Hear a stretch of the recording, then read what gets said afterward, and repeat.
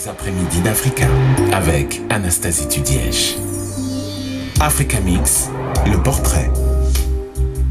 Pour moi, un adulte n'est pas quelqu'un qui n'a pas de problème, c'est quelqu'un qui sait surmonter les problèmes. Et dans cette définition, Émile Abosolombo est véritablement un adulte, parce que quand on l'entend, on a l'impression qu'il n'y a pas de problème, alors qu'il a forcément, nécessairement eu à surmonter des choses. Seulement, voilà, il les surmonte calmement en ne sortant jamais, ou en tout cas moi je ne l'ai pas vu, perdre, en ne quittant jamais son sang-froid. Hier, vous nous parliez de votre rôle dans Plus belle la vie. Ça, je me faisais vraiment le porte-parole des auditeurs qui vous voit certainement tous les jours, dans votre rôle de prêtre et de père du fameux Rudy, ce jeune homme charmant d'ailleurs, métis. Et moi j'avais envie de mettre ce rôle en parallèle, donc dans une production française qui marche très bien, qui est plébiscitée et qui est appelée à continuer. Et puis voilà, ce rôle qui vous intègre à la société française. Et puis un rôle alors qui n'a strictement rien à voir, un film au cinéma, le film de Sylvestre Amoussou qui s'appelle Africa Paradis, dans lequel vous campez un Le Pen africain. Oui, on peut voir ça comme ça, oui.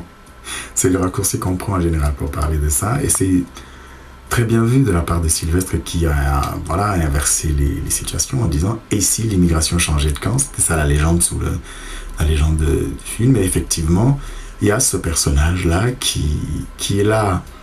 Il n'est pas là pour rire, hein. Oh là là. Non, d'ailleurs, oui. il ne fait jamais, sauf quand il s'agit de mettre à mal les autres, mais il est glaçant. Absolument. Et c'est un personnage qui me plaît beaucoup parce que... Mais ça se sent. On sent le plaisir que vous avez eu à le jouer. Beaucoup, parce qu'il prouve simplement que chaque fois, par exemple, qu'on vilipende des idées extrémistes, xénophobes et tout, les gens disent, ou quand on parle d'esclavage, de colonisation, les gens disent...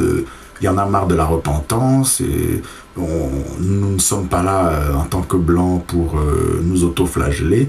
Mais ce n'est pas le blanc qu'on critique, ce n'est pas le français qu'on critique, c'est un état d'esprit.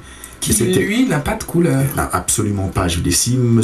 Nelson Mandela était arrivé en Afrique du Sud en disant « on massacre tous les blancs », je ne pense pas que, sous prétexte que c'était un grand-père que je respecte énormément, qui a passé 27 ans en prison, je lui aurais donné raison.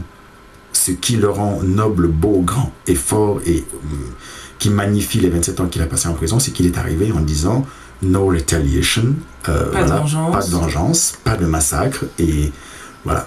Et c'est ça qui le rend magnifique. Et le fait que Sylvestre Amoussou, dans son film, ait mis un personnage à la peau noire qui véhicule les mêmes idées dures, extrêmes, prouve bien que le problème n'est pas une question de couleur de peau ou pas. Et c'est l'une des raisons qui fait que j'ai un plaisir énorme à camper ce genre de personnage, comme les autres personnages de méchants que je campe dans les autres films, Rufus dans Ezra, Denilton Adouaka, qui est quelqu'un qui, sous prétexte de révolution, met à l'amende des jeunes enfants, filles comme garçons, qu'il fait kidnapper dès l'âge de 7 ans, qu'il n'hésite pas à fusiller quand ils refusent d'obéir, et qui leur fait croire que la révolution est pour demain et que tout se résoudra fusil au poing, et qui se met des diamants dans la poche et qui se taille. Je veux dire que ce n'est pas parce que il a une couleur de peau noire, qu'il a la même couleur de peau que ces enfants-là, que tout d'un coup c'est quelqu'un de sympathique. Émile Abosolombo, est-ce qu'il y a un rôle que vous refuseriez de jouer ? Il y en a beaucoup, et je vais donner un exemple. J'aime bien parler de cet exemple-là et j'ai envie d'en parler. J'ai envie de le crier sur tous les médias possibles et imaginables. En 2008, en France, il y a quelqu'un qui m'appelle un jour, un directeur de casting bien connu, et qui me dit, voilà, il y a telle réalisatrice qui fait un super film télé. C'est pas un rôle, c'est la phrase rituelle, hein, c'est pas le rôle de ta vie, mais on a besoin d'un excellent comédien. C'est pas très bien payé, mais bon.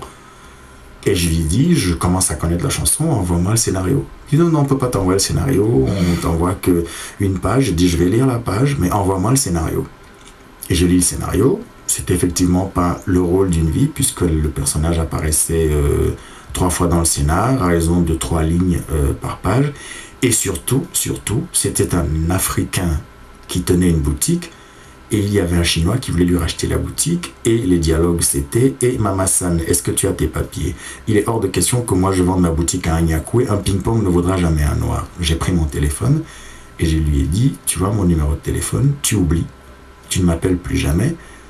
Vous avez des problèmes, vous, pas vous les Français, mais toi particulièrement et la réalisatrice, vous avez peut-être des problèmes avec les Chinois. Pourquoi est-ce que c'est les Africains que vous allez chercher pour servir de bâton à régler vos problèmes? Si vous avez un problème avec les Chinois, réglez-les. Il me dit, ouais, écoute, alors moi j'essaie de trouver des rôles pour des Noirs, peut-être que je vais donner ce rôle-là à un Blanc, alors, parce que vous vous plaignez qu'il n'y a pas de rôle pour vous. J'ai dit, tu appelles ça un rôle. Allez traiter les Chinois de Nyakwe en 2008, allez traiter les Chinois de ping-pong. Je dis, quel est l'intérêt? Pourquoi ce monsieur-là ne défend pas juste sa boutique? Pourquoi il ne parle pas à un Chinois du point de vue d'un être humain qui parle à un être humain? Pourquoi est-ce que dès que c'est un noir, dès que c'est bon, voilà. Et ce genre de rôle-là, non. Et de plus en plus, je dis, tant que c'est pas des rôles bien écrits, épais et qui parlent d'humanité surtout, que ce soit des rôles de méchants ou de bons, peu importe, je refuse. Mila Bosolombo, avant la musique, vous nous parliez avec beaucoup de passion de votre métier et des choix qu'il implique parfois. Savoir dire non, c'est aussi ce qui fait un homme, tout simplement. Je voudrais que vous nous parliez de vos projets, parce que on vous a vu comédien, on vous a vu réagir aux directives d'un metteur en scène ou d'un réalisateur. Vous écrivez aujourd'hui aussi et vous produisez vos propres spectacles.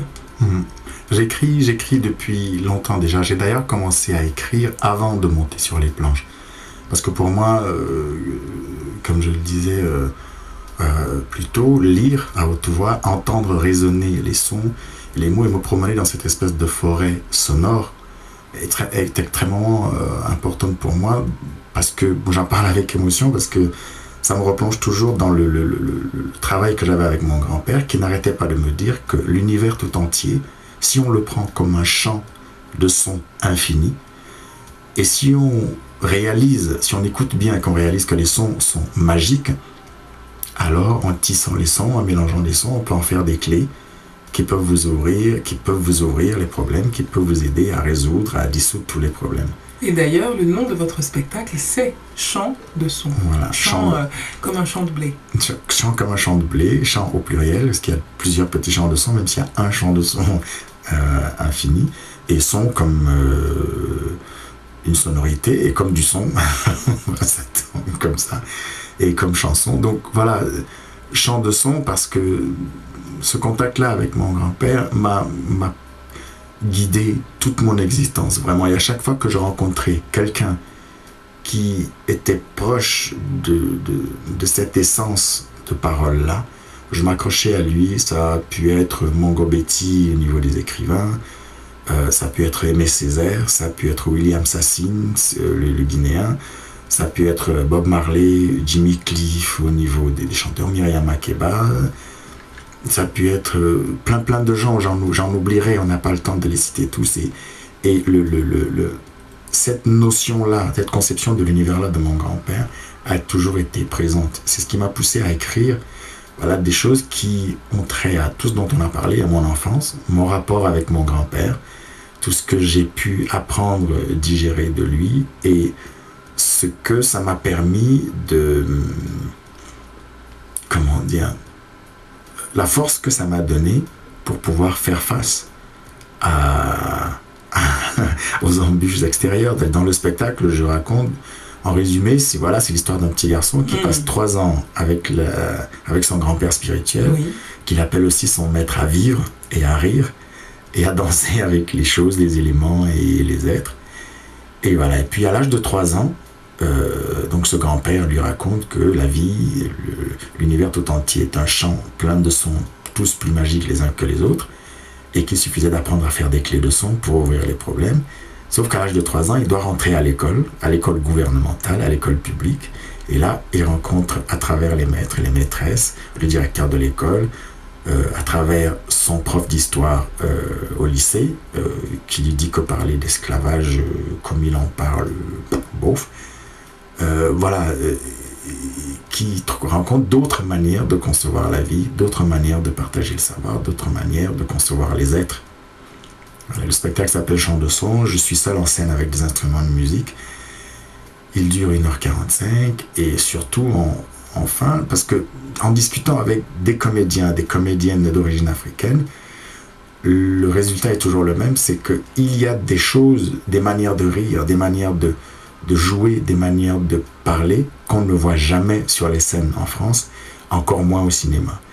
Et voilà, et moi j'ai essayé de condenser tout ça dans un spectacle que j'aimerais jouer le plus possible, le plus longtemps possible. Les après-midi d'Africa avec Anastasie Tudièche. Africa Mix, le portrait.